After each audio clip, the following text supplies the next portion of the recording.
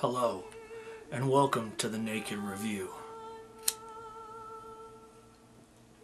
Over the next few weeks, in anticipation of the release of Metal Gear Solid 4, we will be reviewing what I have come to call the Metal Gear Solid mashup, looking at the Metal Gear Solid series as a whole. For those of you who are new to the series, consider it a history lesson even, but don't complain about any spoilers I may reveal. This series is over a decade in the making, and if you haven't played it yet, then you're obviously living in a cave or under a rock. For those of you who are old veterans to the series, then consider this a refresher course. But hey, let's all enjoy the clips.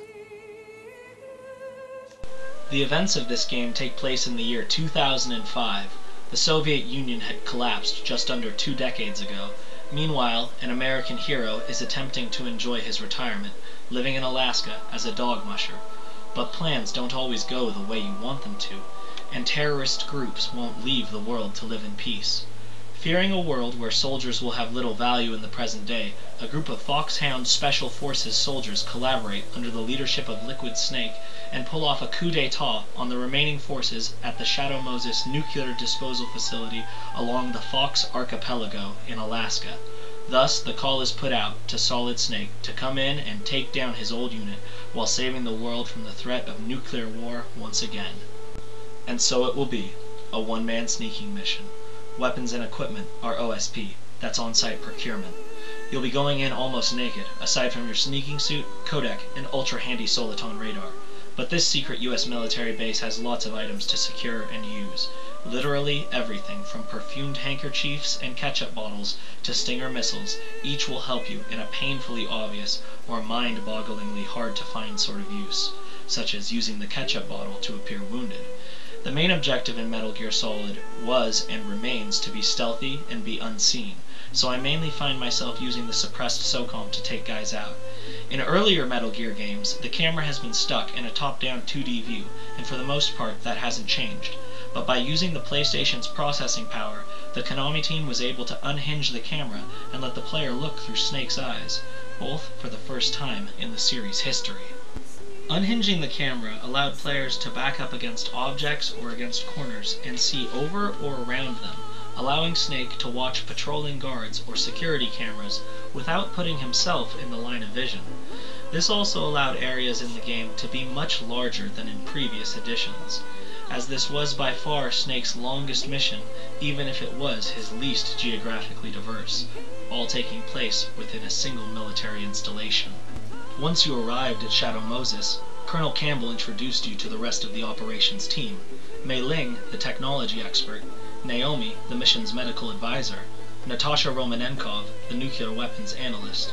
But there were others who could be reached by codec to help Snake as well, like Master Miller and the mysterious Deep Throat, who both warned Snake of impending doom and traps while at Shadow Moses. While on site, Snake could make contact with various non-player characters, the most important of which were Meryl and Hal Emmerich, also known as Otacon, who each got their own codec frequency, proving that no hero, no matter how epic, operates alone. Your first objective is to contact and, if possible, recover the DARPA chief, Donald Anderson. After locating him in the base's prison level, he reveals the location of where ArmsTech President Kenneth Baker is being held, shortly after which the DARPA chief dies of what appears to be a heart attack. You'll be released from the prison level by a mysterious rookie, followed by a shootout and an escape from the brig. After going to the basement and locating Mr. Baker, the president of ArmsTech, you are ambushed by Revolver Ocelot. Armed with a 6-shooter and his cocky attitude, Ocelot challenged players by fighting in a highly explosive room where the movement was severely limited in its direction, forcing you to fight along a linear path. Tripping any wires resulted in a massive explosion.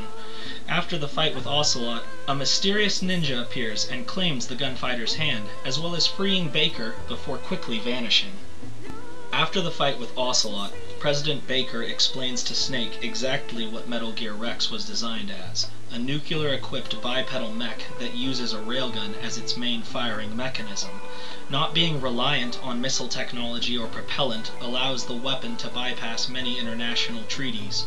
The warhead itself being propelled by magnetic force generated from within the railgun, allows the payload to be delivered undetected. It is essentially a stealth nuke launcher that may fire at any point across the globe, and these madmen are demanding the remains of Big Boss from the American government, or they will launch a nuclear warhead. After this, Baker tells you that to destroy Rex, you're going to need the help of lead engineer Hal Emmerich from the Rex project. Baker will also give you an optical disc containing all of Metal Gear Rex's test data, and tells you to contact Meryl by finding her codec number on the back of the CD case. No, not the disc he just gave you, the actual Metal Gear Solid game case. There's a perfect screenshot of a codec conversation with Meryl on the back. Can anyone say Kojima Easter egg? After contacting Meryl, a mysterious figure named Deep Throat will warn you of mines ahead, as well as a tank waiting in ambush. Dispatch the tank, get the level 3 card, and continue on to the bottom of the nuclear storage building. Once there, you will encounter the mysterious ninja and duel with him to prevent him from assassinating Hal Emmerich. This fight is really entertaining, as it requires you to fight with bare fists, as the ninja will block or dodge bullets directed at him. However, the proper use of certain grenades will give you the upper hand. The ninja will malfunction and flee, leaving Otacon to explain more about Metal Gear's design and armaments. He admits his desire to create bipedal robots came from watching Japanese animation. He designed Metal Gear to be a nuclear missile interception system, but now that they are perverting his dream, he wants to help Snake destroy it. Along with his willingness, he shows off his optic camouflage, and Snake agrees to stay in contact with him, as his computer hacking skills and knowledge of the base's layout will become crucial in completing the task of stopping a nuclear launch. After this meeting, you'll meet up with Meryl in the ladies' restroom. Shortly afterwards, the two of you will encounter Psycho Mantis. There are a lot of reasons why this fight was so unique for its time. Psycho Mantis uses telekinetic powers to fight you, but he has many psychokinetic abilities, including levitation, teleportation, mind reading, and mind control. First, he'll control Meryl and use her against you.